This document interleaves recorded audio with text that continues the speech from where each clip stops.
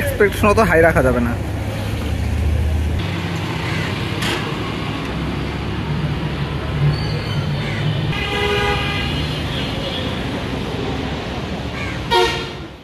দুপুরের রোদ যেন আমার জীবনের প্রতিটি কোণ আলোকিত করে তোলে।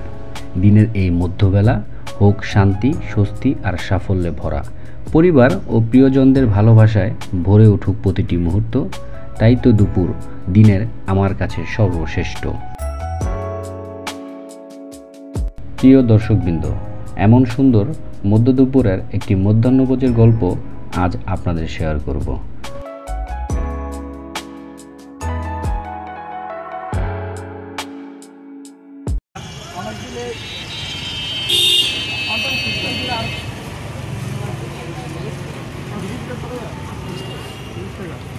কত বাবা? 30 টাকা। দেখি আচ্ছা, 1 প্লেট দেন আমাদের। হ্যাঁ, আপাতত 1 প্লেট দেন। আমরা রিক্সাতে যেতেছিলাম, মামারা দেখা এখানে। আর হ্যাঁ, এখান থেকেই আজকে আমাদের গল্পের শুরু। আর আশা করি এতক্ষণে সবাই বুঝে গেছেন যে আজকে আমরা কি করতে চলেছি। আজকে আমরা 30 টাকা দিয়ে বিরিয়ানি খেতে যাচ্ছি। হ্যাঁ ভাই, ঠিকই শুনেছেন, আজকে আমরা 30 টাকার বিনিময়ে বিরিয়ানি খাবো, তাও আবার ঢাকা শহরের মতো একটা জায়গায়।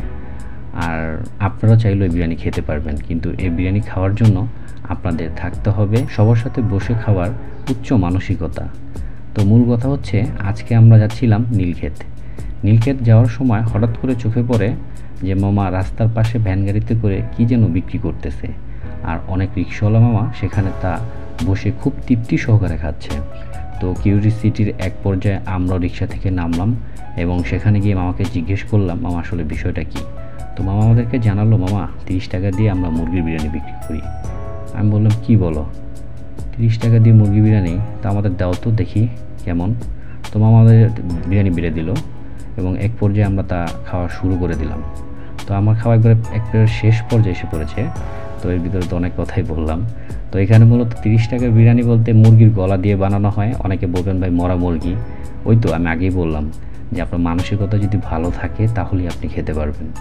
আমার মনে হয়েছে যে না, আমি এটা খেতে পারবো, তাই আমিও এটা খাওয়া নিয়ে কোনো সন্দেহ পোষণ করিনি। তো এই যে আমি খুব আরাম করে তৃপ্তি সহকারে খেলাম। আর 30 টাকার খাবার তো আমার এক্সপেকটেশন যেমন ছিল তেমনই, খুব হাই এক্সপেকটেশন আমার ছিল না। আমার খাওয়া শেষে দাদাভাইও বিরিয়ানি খাওয়া শুরু করলো। আর খেতে খেতে আমাকে বলল যে হ্যাঁ, মোটামুটি ঠিক আছে, কিন্তু এখন বড় প্রশ্ন হচ্ছে যে 30 টাকা দিয়ে বিরিয়ানি খাওয়া আদৌ কি সম্ভব? মরা মুরগি দিচ্ছে কি?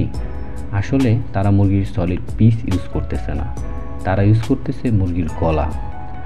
আর আমি তো আগেই বলেছি, যদি কোনো সন্দেহ থাকে তাহলে এই খাবারটি আপনি খেতে পারবেন না। আর এই খাবারটি মূলত দিনমজুর ভাই, বিশেষ করে রিক্সাওয়ালা মামারা বেশি খেয়ে থাকে।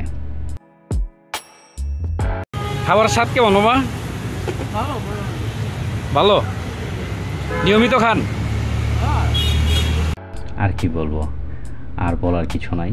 আবার দেখা হবে নতুন কোনো ভিডিওতে, নতুন কোনো অ্যাডভেঞ্চারে। আল্লাহ হাফেজ।